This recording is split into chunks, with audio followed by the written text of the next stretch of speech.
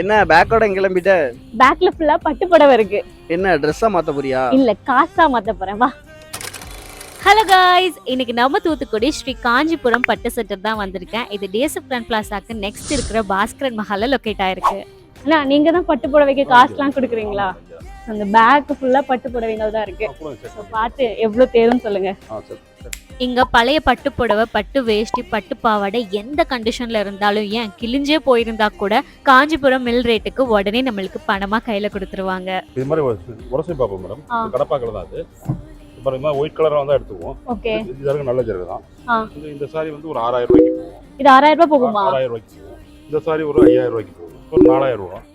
இது ஒரு 2500 போகும் மேடம். ஒரு 7000 போகும். 27500 ரூபாய்க்கு போகும். நீ எல்லாமே ஜருகுனால ரேட்டு போகுது.